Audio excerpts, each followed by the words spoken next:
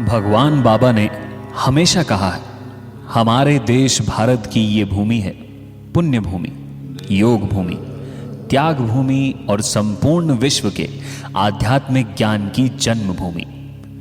भगवान ने गीता में कहा, समय, काल और परिस्थिति के अनुसार मैं निराकार से साकार होता हूं और मानव चोला पहन चला जाता हूं। मेरी सबसे उत्कृष्ट कृति मानव के बीच सब कुछ सुधारने।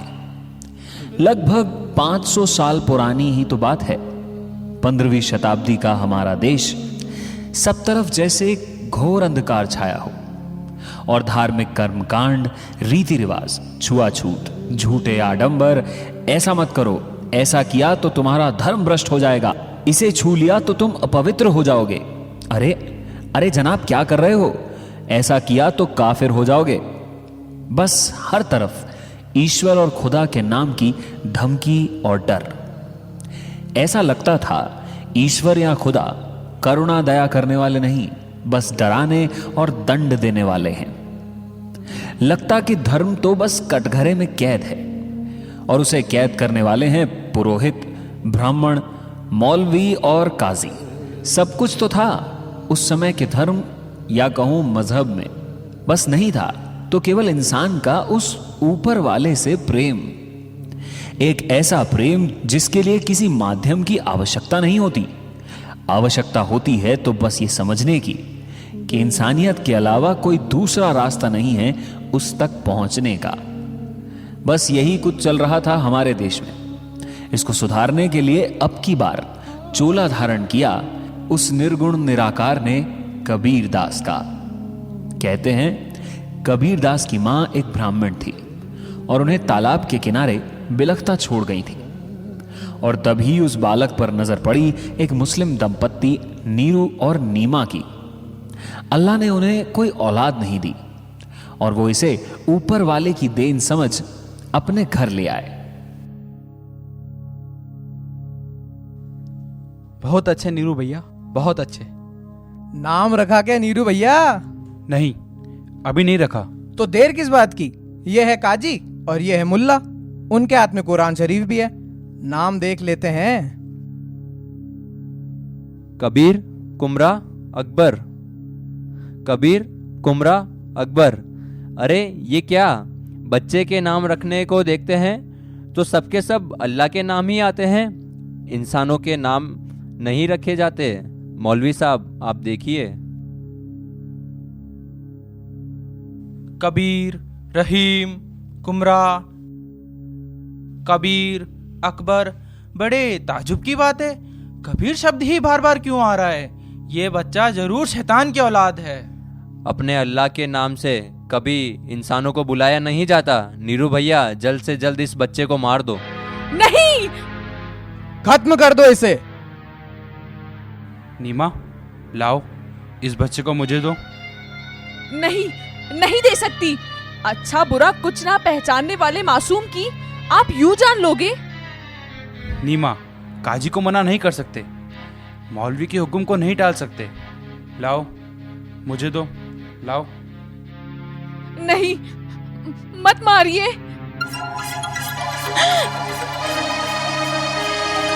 ठहरो। सलाम अलैकुम। सलाम वालेकुम। सलाम अलैकुम। अस्सलाम वालेकुम। आप लोग मुसलमान ही है ना? इस्लाम का मतलब जानते हो?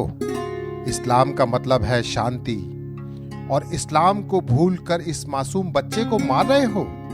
शेख साहब ये मामूली बच्चा नहीं है। इसलिए इंसानियत को भूल जाओगे तुम। अजीमो शान वाला, रहमोद्दीन वाला अल्लाह बार बार तुम्हारे लिए कबीर नाम क्यों देता है मैं नहीं जानता। नीरू, बच्चे को कबीर कहकर बुलाओ, एक अच्छा मुसलमान बनाओ। थोड़ा बड़ा होगा तो मैं इसे पढ़ाऊंगा। अपने अबोध जीवन को पाकर यह बच्चा कबीर बड़ा होने लगा, पर इस मौलिक संसार की छटपटाहट उसे बेचैन किए रहती थी। उसे उसके जीवन में गुरु का इंतजार था, जो भव सागर में उसके विचारों को एक नई दिशा दे सके। श्री राम का मंत्र जपो जपो, श्री राम का मंत्र जपो जपो, श्री राम का मंत्र जपो जपो, जपो जपो मंत्र जपो जपो, श्री राम का मंत्र जपो जपो, श्री राम का मंत्र जपो जपो। कौन हो तुम और इस आश्रम में क्यों आए हो? श्री रामानंद स्वामी के दर्शन को आया हूँ। तुम्हें दर्शन? कहाँ जमीन, कहाँ आसमान? वो तुम्हारे जैसे आदमियों को दर्शन नहीं देते हैं। देखते हैं, शायद मंत्रोपदेश भी दे सकते हैं, किसे पता। हाँ, मंत्रोपदेश। सर पर हाथ रखकर मंत्रोपदेश देंगे तुमको। कबीर, यहाँ क्यों आए हो? आने के लिए मना किया था ना? स्वामी, रोक नहीं सका अपने आप को। रामानंद जी के प्रवचन वो सबके सब ऐसा ही तो तुम्हें सुनाता हूं मैं। उनके मुख से सुनना चाहता था। जो भगवान दिखाई नहीं देता, उसे देखने की इच्छा तो हर भक्त के हृदय में होती है ना। तुम्हारी यह इच्छा पूरी नहीं होगी? बाहर नहीं आएंगे क्या? आएंगे। पूरे दिन में एक बार ब्रह्म मुहूर्त में गंगा स्नान के लिए आते हैं। कहाँ स्नान करते हैं? हर बार वहीं पंचगंगा घाट पर। कबीर, और कुछ पूछना है तुम्हें? जी हाँ स्वामी, मंत्रोपदेश क्या है, जरा बताएंगे मुझे। एक गुरु अपने हाथ के स्पर्श से शिष्य को शक्ति प्रदान कर एक पवित्र मंत्र का उसके कान में उच्चारण करे, यही मंत्रोपदेश है।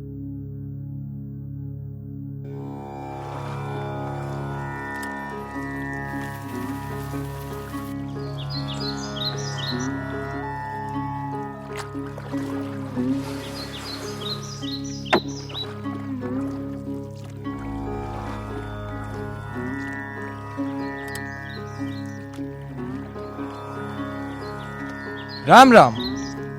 तुम कौन? धन्य हो गया स्वामी, धन्य हो गया। आपके पवित्र चरण स्पर्श से तो मेरा जीवन धन्य हो गया स्वामी। कौन हो वत्स तुम? मैं आपका शिष्य स्वामी, आपका शिष्य बन गया स्वामी। धन्य हो गया स्वामी, फिर आऊंगा स्वामी। रामानंद जी के मुख से निकले शब्दों को कबीर ने अपने जीवन का मंत्र बना लिया। राम राम के उन शब्दों ने कबीर को जीवन मार्ग दिखा दिया। ये राम कोई अयोध्या में जन्मे राम नहीं थे। कबीर के राम तो निर्गुण हैं, सच्चिदानंद है। निर्गुण नाम जपयू रे भैया, अवगति की गति लाखी न जाए।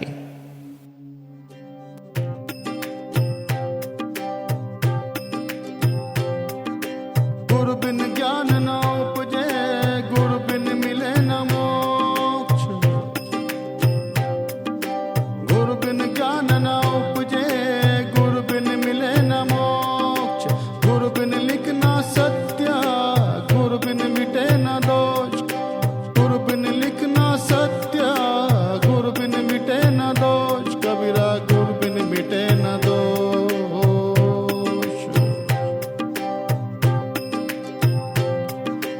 देवी बड़ा न देवता, सूरज बड़ा न चंद्र। देवी बड़ा न देवता, सूरज बड़ा न चंद्र। आदि अंत तो दो बड़े, ते गुरु के गोविंद। कबीरा ते गुरु के गोविंद।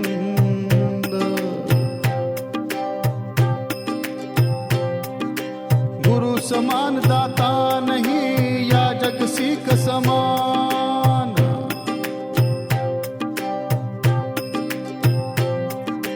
गुरु समान दाता नहीं, या जग सीख समान। तीन लोक की संपदा, सो गुरु दीनी दान। सो गुरु दीनी दान। कबीरा सो गुरु दीनी दान।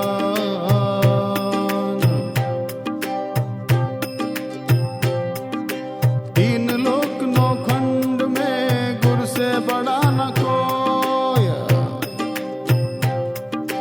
तीन लोक नौ खंड में, गुरु से बड़ा न कोय।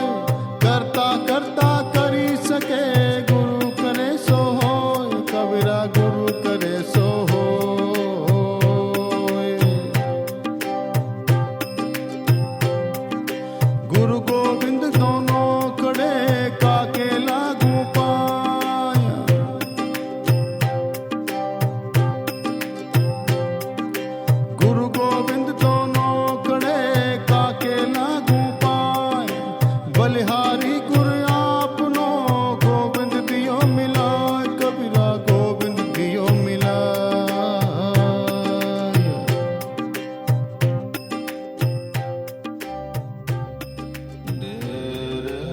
कबीर तो उस राम की भक्ति में थे जो अदृश्य हैं, सर्वत्र हैं, सहज हैं, सभी के मन में हैं। उनकी ये बातें हिंदुओं के धर्मों के खिलाफ थीं, उनके पाखंड और जाति पाति के खिलाफ थीं। दूसरी ओर एक हिंदू धर्म गुरु को एक मुसलमान अपना गुरु बनाए, अपने धर्म के आडंबर बताए, धर्म को हिंसक बताए, ये बात मुसलमानों को भी नागवार गुजरी। सभी ने मिलकर कबीर की खिलाफत शुरू कर दी। शिवानंद तिवारी जी, हमारी हालत मैंने आपको बताई थी ना। घर में बहुत तकलीफ है। हमारा कबीर है कि बातें नहीं सुनता, काम ही नहीं करता। दया करके मुझे 100 आने और उधार देंगे तो मैं 1 महीने में वापस कर दूंगा।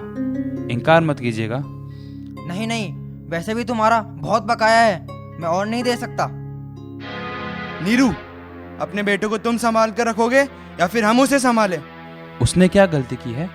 क्या गलती की है? मजहब पर मिट्टी डाल रहा है, मस्जिद जाने से मना करता है, कहता है कि क्यों मस्जिद पे बैठ के मुर्गे की तरह भांग देते हो? क्या तुम्हारा खुदा बहरा हो गया है? भगवान की मूरत को पत्थर कहता है, पूजा पाठ को ढोंग कहता है, व्रत उपवास उसकी नजर में आडंबर है। ये हमारे धर्म का घोर अपमान है, घोर अपमान। हम कबीर को नहीं छोड़ेंगे। अभी नादान है, उससे मैं बात करूंगा। उसकी तरफ से मैं माफी मांगता हूँ आपसे, उसे माफ कर दीजिए। आइंदा उसने ऐसा किया तो उसे देख लेंगे। हाँ हाँ, चलो चलो। गुरु रामानंद के दर्शन को कबीर व्याकुल रहते, पर रामानंद जी अपने आश्रम से बाहर ही नहीं निकलते थे। कबीर का मन अपने गुरु के दर्शन को बहुत व्याकुल था। कबीर भैया, लगता है रामानंद जी आश्रम में नहीं है। उन्हें देखने का हमें नसीब नहीं है। हम अंदर चले जाते हैं, कोई तो मिलवा देगा हमें। तुम जितना आसान समझते हो उतना आसान नहीं है। नमस्कार स्वामी जी, उन्हें देखने की बहुत आशा लेकर आया हूँ। निराश मत हो कबीर। रामानंद जी काशी के राजा को आशीर्वाद देने के लिए किले पर गए हैं, वापस आ जाएंगे। तो ठीक है, उनके आने तक हम जरा यहीं रुकेंगे। तुम रुको भैया, क्या है कि गांव भर के कपड़े धोने के लिए घाट पर पड़े हैं। ठीक है। अच्छा स्वामी जी, चलता हूँ।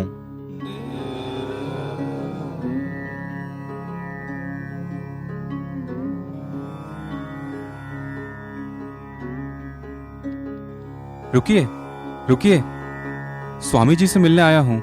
जरूरत नहीं है, वे पर्दे से बाहर नहीं आते हैं। कोश, गर्भ कोश से भी बड़ा पर्दा है, उससे ही बाहर निकल गए तो संसार से कैसा पर्दा?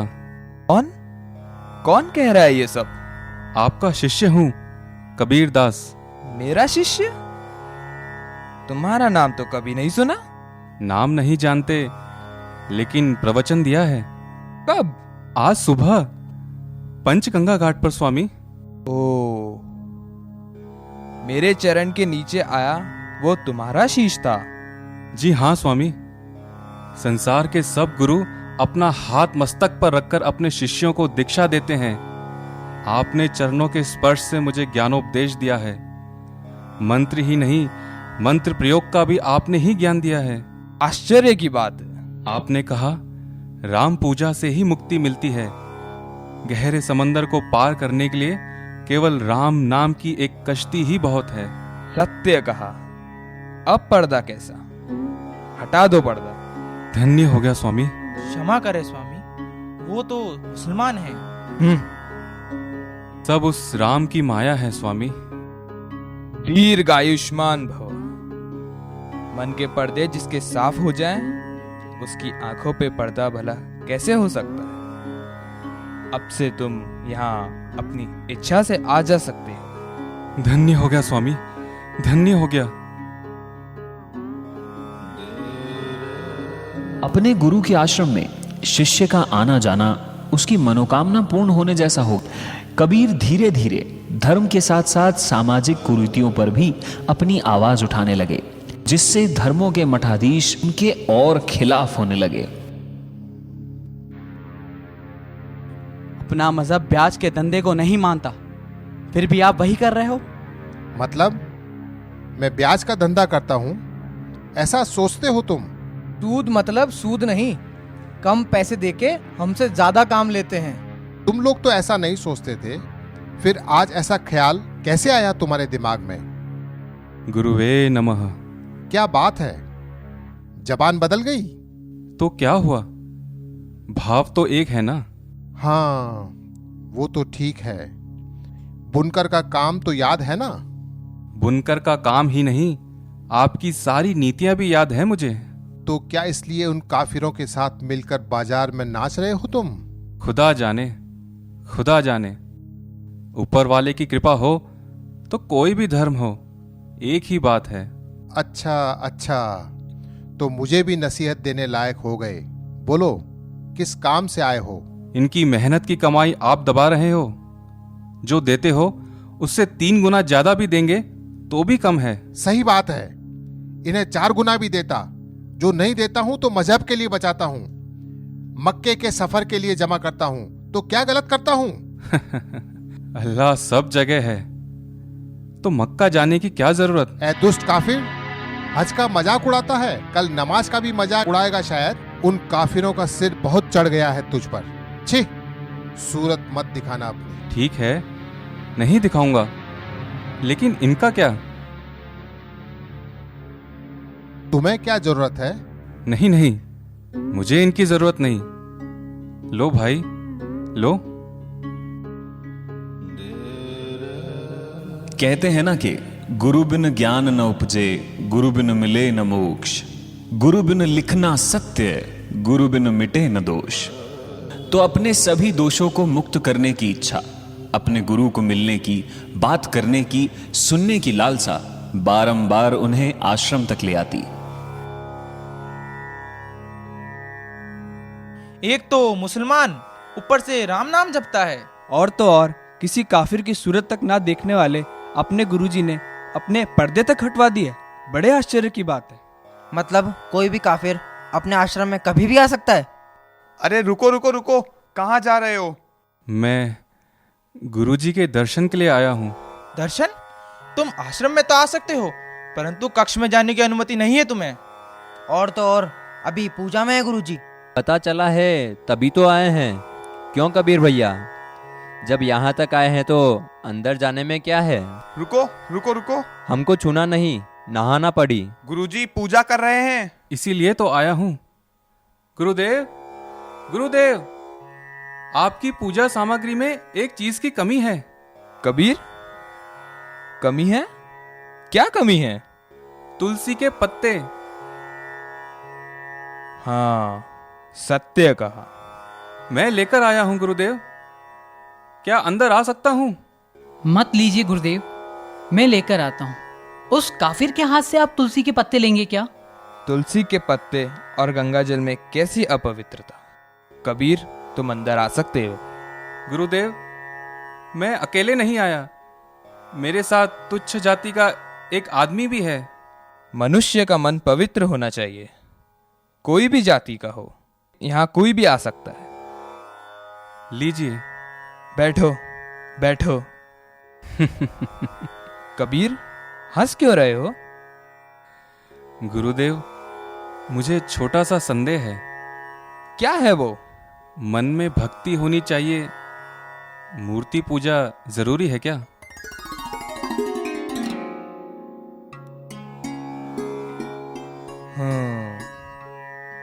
भक्ति परम चरण तक पहुंच जाए तो मूर्ति पूजा आवश्यक नहीं, नाम स्मरण ही बहुत है। इसी तरह कबीर की बातें लोगों के मन में बैठने लगी।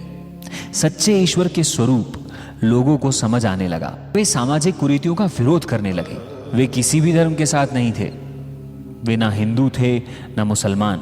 वे तो सच्चे प्रभु के बंदे थे, जो बस सब कुछ खरा खरा कहते थे। भोजन कभी अछूत नहीं होता।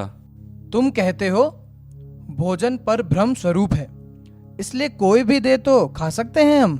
ऐसा मैं नहीं कहता, उपनिषद में कहा गया है, अन्नम ब्रह्मेति गजानाथ। सत्यम सत्यम पुनः सत्यम, आना देवा कलितमानी भूतानी जायंती, आने ना जातनी जीवंती। कबीर, आज तुम्हारे बारे में फैसला इधर या उधर हो जाना चाहिए। मेरा फैसला क्या है? आप यहाँ किस लिए आए हैं? फरमाइए जरा। तुम्हारा इस तरह रोज काफिरों के साथ बैठकर बकवास करना अच्छी बात नहीं है। आप बैठेंगे तो आपके साथ भी बकवास करूंगा। बैठने नहीं आया हूं मैं। तुम्हें आजान सुनाई नहीं देती? बिल्कुल सुनाई देती है। सुनाई देती है तो मस्जिद क्यों नहीं आते? नमाज क्यों नहीं पढ़ते?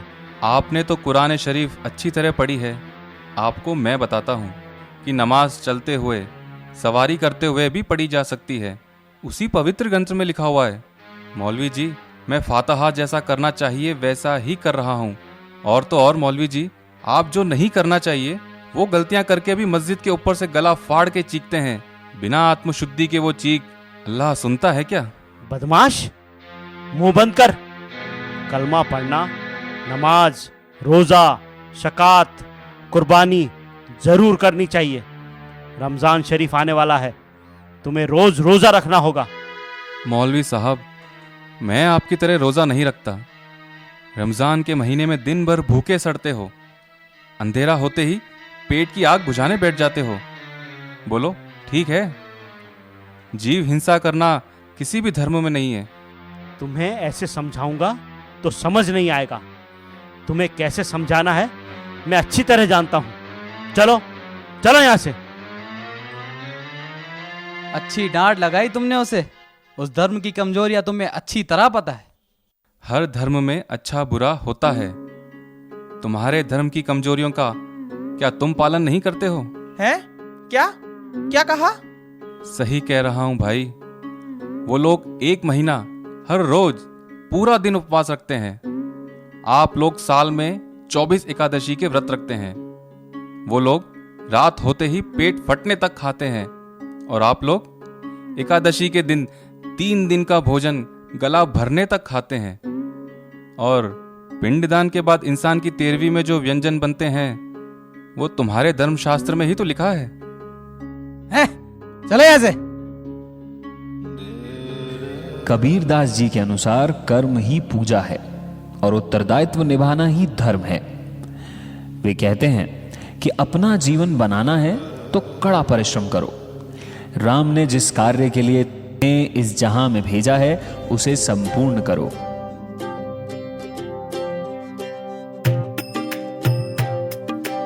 आया था तू किस काम को, तू सोया चादर तान, सूरत संभाल ए गाफिला, अपना आप पहचान, कामी क्रोधी लालची इनसे भक्ति ना हो,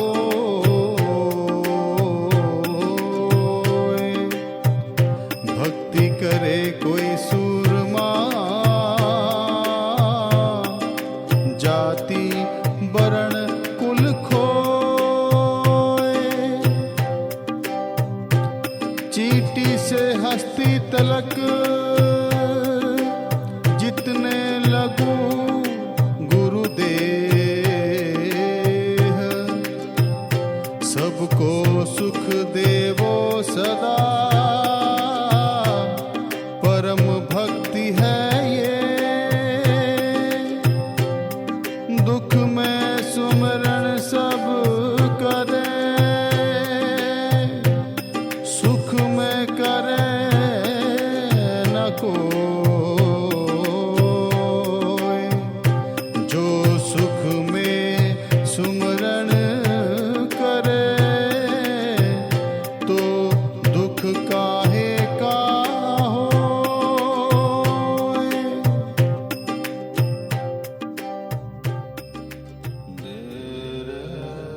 कबीरदास जी ने लोई नामक युवती से निकाह किया और उनके 2 बच्चे हुए, कमाल और कमाली। उनका मानना था कि कभी भी अपने कर्तव्यों से मुंह मत मोड़ना, सन्यास की ओर मत जाना। वे कहते हैं कि सही अर्थों में जीवन का अर्थ परिवार में है। इसी तरह बहुत से साधु अपनी बुद्धि और शास्त्रों के प्रश्न की जिज्ञासा को शांत करने के लिए कबीर दास जी की शरण में आते। कबीर उन्हें सरल और सच्चा मार्ग दिखाते, जिसमें कोई कपट नहीं, कोई आडंबर नहीं, कोई पाखंड नहीं, बस प्रेम ही प्रेम है। मानव का मानव के लिए, मानव का जीवों के लिए, मानव का प्रकृति के लिए, सभी को सभी से जोड़ने के लिए, मिलजुल कर अपने जीवन का आनंद उठाने के लिए। हे महात्मा, साधारण मानव को मुक्ति कब मिलती है? पानी के समंदर में आग लगने पर। पानी के समंदर पर आग लगनी चाहिए। आह आह। सागर से मिलने वाली हर नदी जलकर राख होनी चाहिए।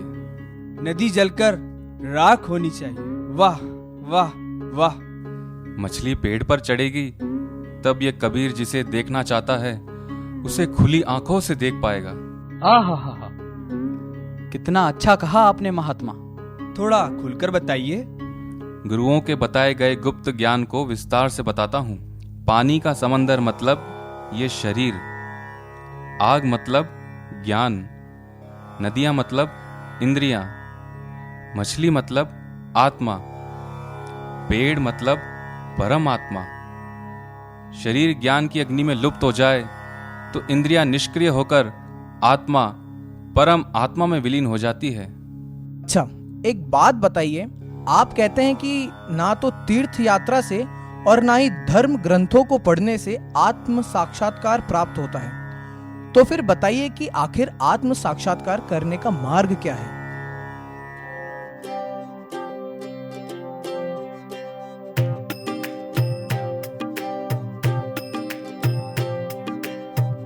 पोथी पढ़ पढ़ जगमुआ,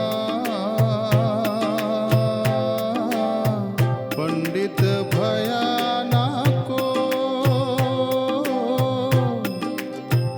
पोथी पढ़ पढ़ जगमुआ, पंडित भया ना को। ढाइया कर प्रेम के, पढ़े सो पंडित हो कबीरा, पढ़े सो पंडित हो।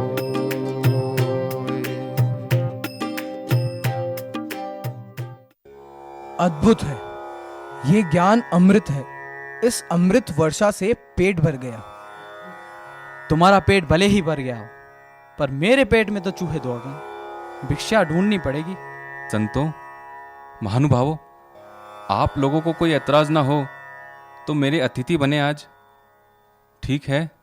सीधी तरह इन काफिरों से दोस्ती तोड़ोगे या फिर हम सब मिलकर तुम्हारा सर फोड़ दें? तुम्हें जैसा समझ में आए वैसा करो। मैं जाति धर्म नहीं मानता। मुझे जैसा जीना है मैं जीऊंगा। मुझे किसी की इजाजत की जरूरत नहीं है। क्या कहा तुमने? कितना घमंड है तुम्हें? ये कैसा अन्याय है भाई? तुम लोग कैसे इंसान हो? मैंने तुम्हारा क्या बिगाड़ा है? भूखे लोगों को खाना खिलाना क्या गलत काम है? भूख तो भूख है, उसका कोई जाति धर्म नहीं है। आज से हम तुम्हारा बहिष्कार करते हैं। आप लोग मेरा बहिष्कार करोगे? जिन लोगों में मानवता नहीं, ऐसे लोगों के बीच हम एक पल नहीं रहेंगे। कल सुबह तक नहीं गए तो तुम्हारा घर जला देंगे। चलो। तुम्हें कष्ट करने की जरूरत नहीं है, सब खुश रहो। और इस तरह कबीरदास जी ने मगहर छोड़ दिया और काशी के समीप ही परिवार सहित अपना आशियाना बसाया। कबीरदास जी को मानने वाले उनके साथ यहीं चले आए और धीरे धीरे उस डेरे ने आश्रम का रूप ले लिया।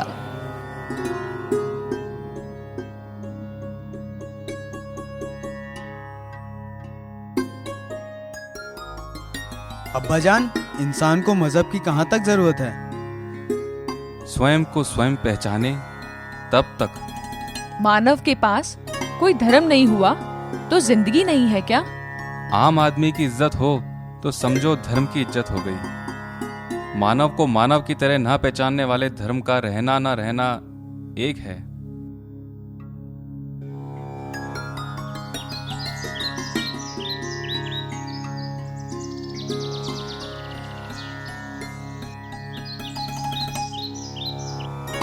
इस आश्रम को देखकर लगता है कवि कालिदास द्वारा निर्मित कनु आश्रम है।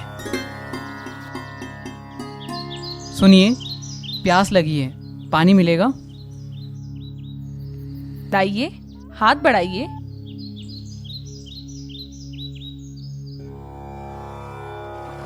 एक मुदिका मनोवया वल्का लेना वदंती। कवि कालिदास ने उसका कारण पहले ही चरण में बताया है। मलिन मनु हिमांशु लक्ष्मा लक्ष्मी तनौती। आश्चर्य की बात है, मतलब आपने भी अभिज्ञान शकुंतलम पढ़ा है? आश्चर्य कैसा? काशी में पली बड़ी लड़की को काव्य अलंकार शास्त्रों का ज्ञान नहीं होगा क्या? आपके गुरु कौन है? हमारे ही पिता कबीर दास जी। छी छी छी, मैंने कितना गलत काम किया। एक विधर्मी की लड़की के हाथों से पानी पिया। मुझे इसका प्रायश्चित करना होगा। मन साफ हो तो प्रायश्चित जरूरी नहीं है। पानी निर्मल होता है। मन में मैल हो तो वो भी मैला दिखेगा बेटा। पता नहीं आप कौन हैं, पर आपको देखते ही लगता है कि आपको देखकर नमस्कार करूं। तुमने जिसे विधर्मी कहा था वो मैं ही हूं। आप में काफिरता तो नहीं, स्वच्छता दिखाई देती है। वो प्रायश्चित? हमारा सद ब्राह्मण वंश है। प्रायश्चित तो मेरे लिए नहीं है, बल्कि मेरे पिताजी के लिए है, मेरे रिश्तेदारों के लिए है। मैं काशी विद्यापीठ कुलपति विद्वत परिषद सभापति महादेव भट्ट जी का बेटा हूं। मेरा नाम हरदेव भट्ट है। मैंने अगर प्रायश्चित नहीं किया तो ब्राह्मण वंश मुझे बाहर निकाल देंगे। कौन है ब्राह्मण? तन पर धागा पहनने से अगर कोई ब्राह्मण हो जाता है तो ये कुडारी भी ब्राह्मण है, क्योंकि रस्सी हमेशा उस पर है। क्या तुम्हारी मां यज्ञोपवीत है? क्या तुम्हारी दादी यज्ञोपवीत है? यज्ञोपवीत ना होने से अगर कोई शूद्र जाति का हो जाए तो तुम्हारी माएँ भी शूद्र हो गई ना। उन माओं से पैदा होने वाले तुम ब्राह्मण कैसे हो गए? ब्रह्म ज्ञान पाने वाला ही ब्राह्मण है। ब्रह्मानंद ही ब्राह्मण पद है। बेटी कमाली, शंकर भागवत पाद जी का श्लोक जरा इन्हें पढ़कर तो सुनाओ। यस्य ब्रह्माणि रमते जिगतम नंदिता नंदिते नंदत तेना भज गोविंदम गोविंदम भज रमो मते। आहा, आपकी बातें सुनकर लगता है प्रायश्चित करना जरूरी नहीं है। हमारी बातें नहीं, अपने पिताजी की बातें सुनो। इधर जो हुआ जाकर उन्हें बताओ, जो वो कहे वो करो। उनसे भी बात करके आपके दर्शन करने आऊंगा, परिणाम आकर बताऊंगा। आज्ञा दें।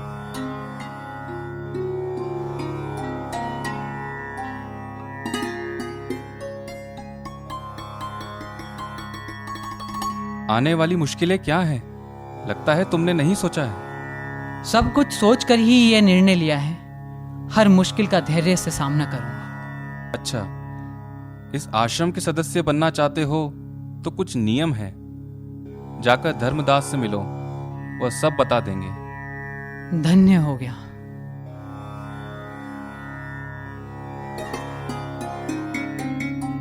सुनिए, धर्मदास जी कहाँ मिलेंगे?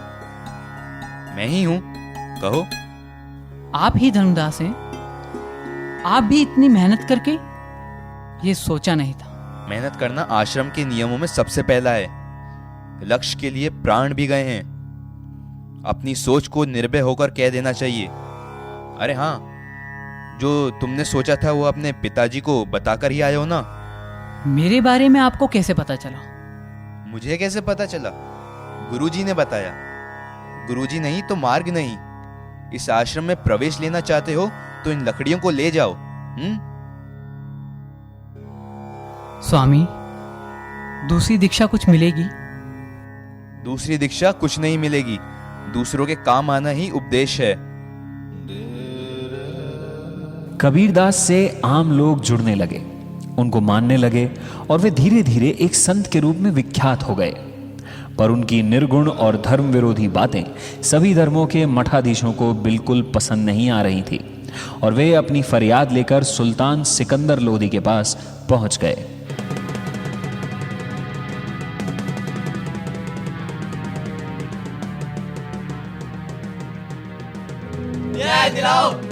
बचाओ, न्याय दिलाओ, धर्म बचाओ, न्याय दिलाओ, धर्म बचाओ। अस्सलाम वालेकुम। अस्सलाम वालेकुम। अस्सलाम वालेकुम। अस्सलाम वालेकुम। वालेकुम अस्सलाम। शेख साहब, ये लोग कौन हैं और यहाँ क्यों आए हैं? भगवान को मानने वाले ब्राह्मण, अल्लाह को मानने वाले मुसलमान। हिंदू और मुसलमानों का साथ आना ताज्जुब की बात है। क्या चाहिए इन्हें? सुनी आपने इनकी परेशानी। न्याय दिलाओ, धर्म बचाओ। इनके हाथों में ये मशाले क्यों? दिन में भी गहरा अंधकार नजर आ रहा है अन्नदाता। इतने अंधेरे में रोशनी दिखाने वाली मशाल ही है ना जापना। कौन सी मुसीबत आई है? काशी नगर में कबीर नाम का एक काफिर है हुजूर। वो एक धर्म में दूसरा धर्म मिला रहा है। अपनी बेटी को हमारे ब्राह्मण सज्जन को देकर ब्याह करवा दिया प्रभु। शाबाश। उस ब्राह्मण सज्जन का इस्लाम को अपनाने के बाद ही निकाह हुआ है ना? नहीं, कबीर इधर हमारे मजहब को उधर इनके मजहब को चढ़ाता है, धिक्कारता है। हुजूर, उसे सजा देकर आपके धर्म को हमारे धर्म को न्याय दीजिए प्रभु। शेख साहब, वो आपका ही शागिर्द है ना? हाँ हुजूर, उस शैतान के बच्चे को मरने से मैंने ही बचाया था। वो अब हमारे सर पर चढ़कर बैठा है, किसी को नहीं पूछता। अगर इतने लोगों के गुस्से का कारण वही है तो उसका कुछ फैसला करना पड़ेगा। बिजली खान, वीर सिम्हा। जी हुजूर। उस कबीर के बच्चे को कल सुबह तक मेरे सामने हाजिर करो। आप लोग घबराइए मत, कबीरदास की मैं अच्छी तरह खबर लूंगा।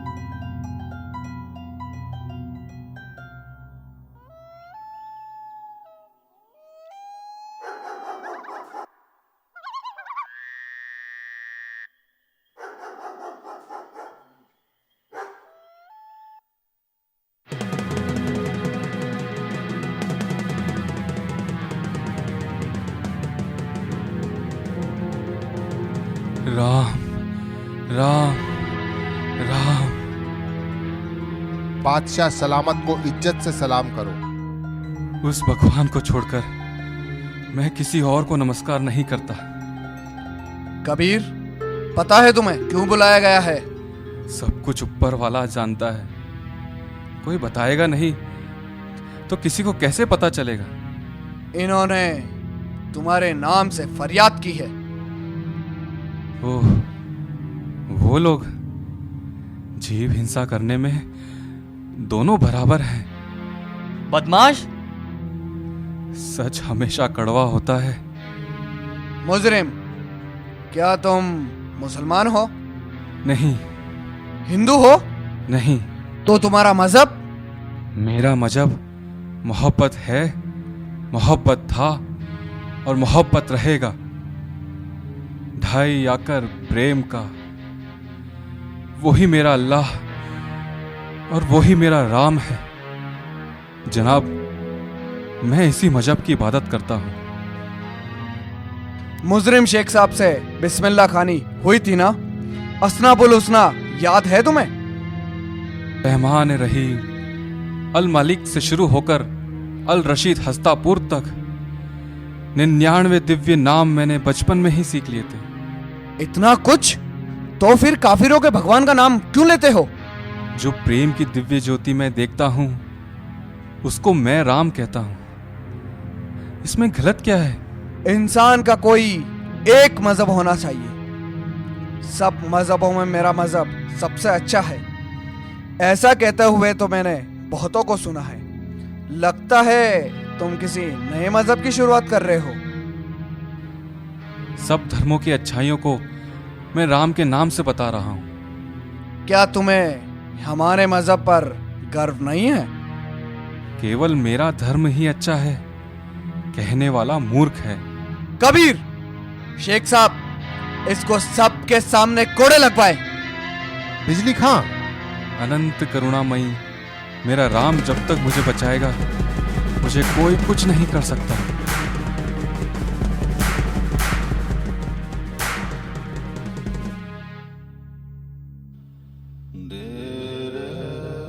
जिसके साथ राम हो उस इंसान का कोई क्या बिगाड़ सकता है? ना तो कोड़े कबीरदास को अपने राम से डिगा पाए, ना सुल्तान के हाथी के पांव में इतनी ताकत आ पाई कि वे उन्हें कुचल सकें। जलती तपती आग भी राम की बारिश में कबीर को आंच तक नहीं लगा पाई। कबीर के राम ने सभी विरोधियों को सजा दी, एक मानवता की मूर्ति को, एक संत को दुख पहुंचाने की। दुर्बल को ना सताइए, जाकी मोटी हाय, बिना जिब की सांस सो लोह भस्म हो जाए।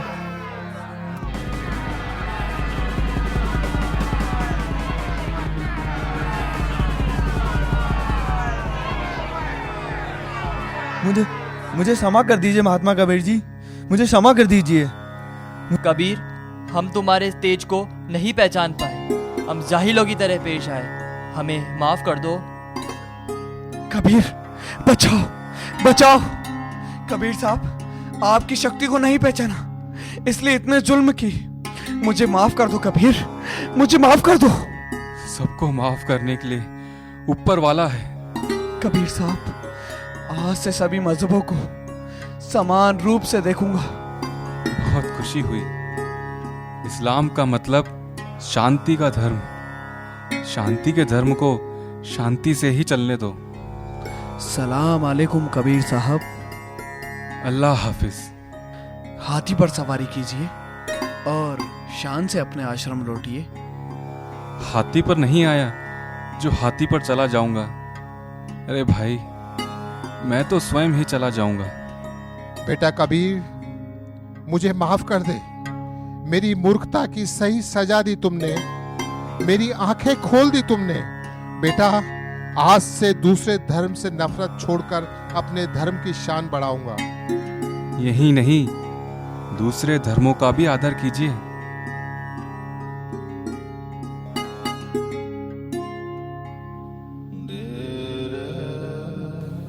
और उम्र के आखिरी पड़ाव में एक दिन राम नाम का ध्यान करते कबीरदास जी से मिलने स्वयं राम चले आए।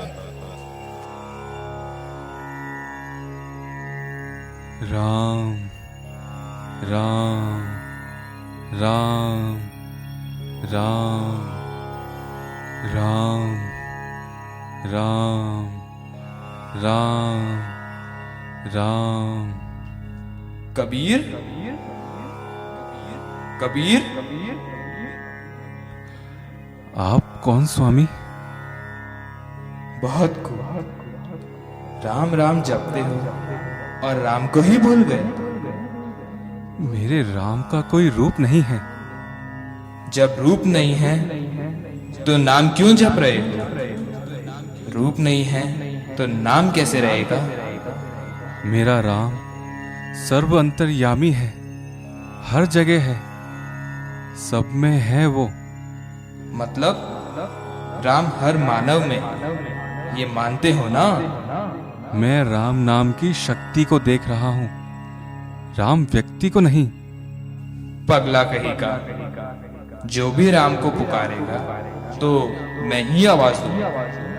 इस संसार के लिए सिर्फ एक ही राम। आपका निवास?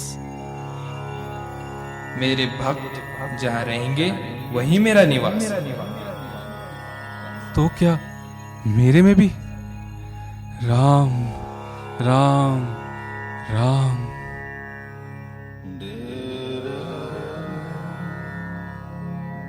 और इस तरह कबीर ने राम को पा लिया, इस भवसागर से पार पा लिया। उन्होंने अपनी समाधि के लिए काशी छोड़ा और अपने अनुयायियों के साथ मगहर के लिए निकल पड़े। अपने मित्र की कुटिया में उन्होंने समाधि ली। उनके अंतिम संस्कार के लिए हिंदू और मुस्लिम संघर्ष हो गया। हिंदू उन्हें जलाना चाहते थे और मुस्लिम उन्हें दफनाना, किंतु कफन हटाने पर शरीर की जगह फूल दिखाई पड़े, जिसे दोनों धर्मों ने आधा आधा बांट लिया। मोको कहाँ ढूंढे रे बंदे, मैं तो तेरे पास में।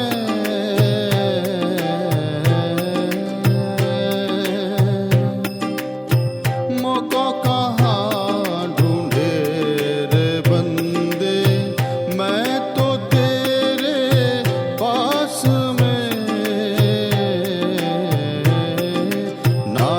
रथ में ना मूरत में ना एकांत निवास में, ना मंदिर में ना मस्जिद में ना काबे कैलाश में, मैं तो तेरे पास में बंद, मैं तो तेरे पास में बंद, मैं तो तेरे पास में। मौकों का हाथ ढूंढे रे बंदे, मैं तो तेरे पास में।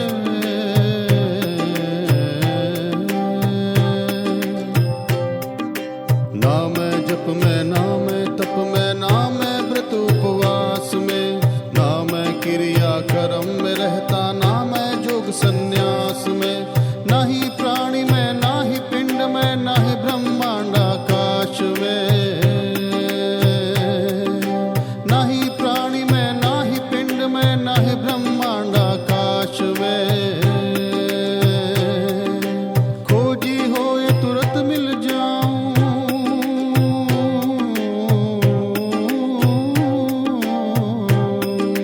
खोजी हो ये तुरंत मिल जाऊं एक पल की तलाश में। कहत कबीर सुनो भई साधो मैं तो हूँ विश्वास में, कहत कबीर सुनो